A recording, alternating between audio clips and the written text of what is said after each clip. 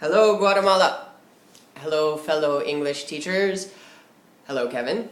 Thank you for giving me a chance to talk about my DNT, my Do No Talking moment in my class. I am an English teacher in Japan, in Osaka. I teach at a high school. I've got pretty big classes, usually about 40 students. Lower level. They're not so great at communication, and they don't have much of a vocabulary, and their grammar is very interesting. And I do a lot of basic communication work with them, and it's usually really kind of conversation-based classes. They like to talk and they like to learn new things. They don't like to practice things they've already learned. It's always a struggle. So I was trying to figure out, how can I get these students to practice the material they've been using in class? And I decided I'll take something out of my class, something that I usually do in class. And I was thinking, what can I take out? And then I thought, well, I can just take my voice out of class. I won't talk. If I don't talk, that's really kind of different, and maybe it'll change the atmosphere. So I went into class and I wrote the word hello on the board and was met by silence. And so I just pointed to the board again. And then someone shouted out, hello. I gave a big thumbs up and I pointed to hello on the board again, and everyone said hello. And they were ready to start class without me talking. Then on the board I wrote the number 1, and I wrote, what's your favorite movie? I held up one finger, I pointed to a student, and the student said nothing. So I held up one finger, I pointed to a different student, and the student said, Howl's Moving Castle, a great piece of Japanese animation. And then I wrote the number 2, and I wrote, why do you like that movie? And I held up 2 fingers, and I pointed to the same student. And the student said, because it's interesting. So I quickly wrote 6 more questions on the board, and I started asking students all over the room questions, just using fingers. And the students were answering. They were having a pretty good time. And one student suddenly shouted out, Kevin Sensei! Kevin teacher! Why aren't you talking?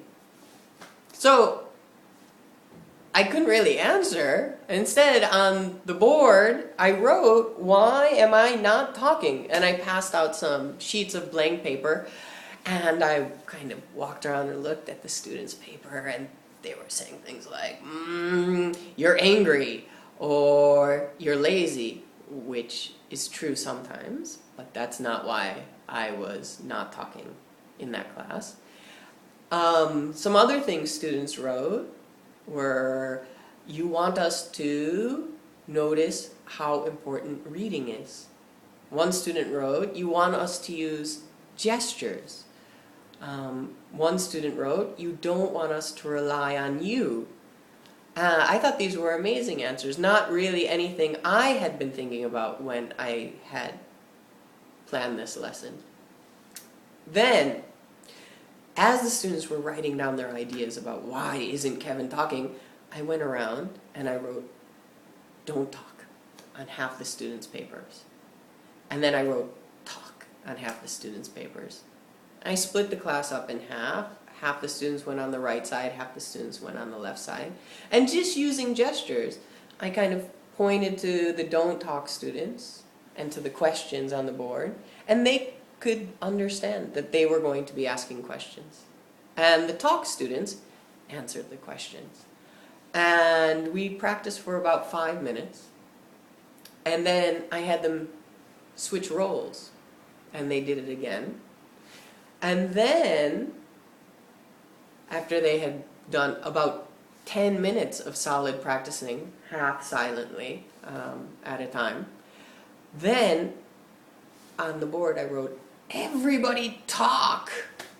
And I wrote 5 minutes and I had a stopwatch. I started it, and the students were talking to each other, but they were really using gestures.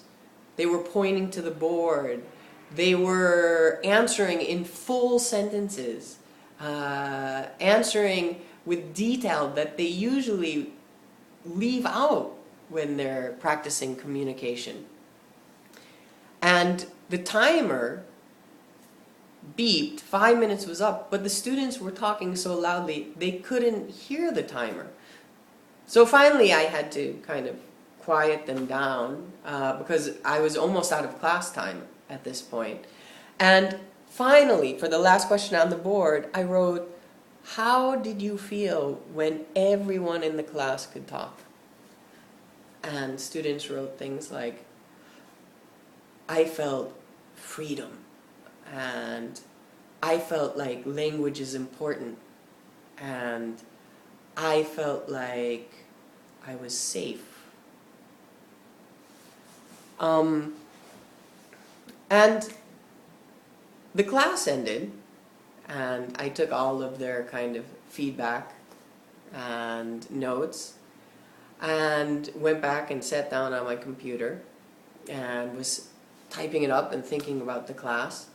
And I realized that, you know, we have communication class, and especially oral communication class, and everything is focused on the voice and listening.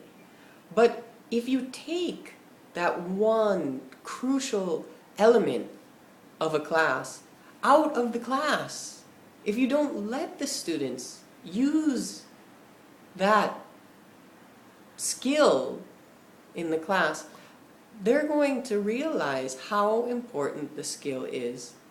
And as a teacher, not being able to use my voice, I also realized how important it is for my communication.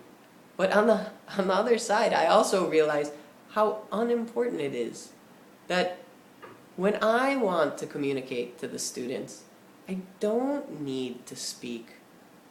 And sometimes not speaking is the best way to get my message across to the students. So anyway, I hope you have a great day in Guatemala, and I'm sure Kevin's got a lot of very interesting things to say to you.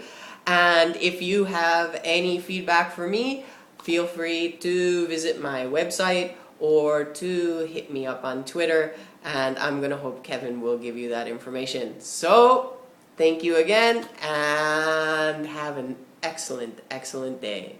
From sunny Osaka, this is Kevin Stein, signing off.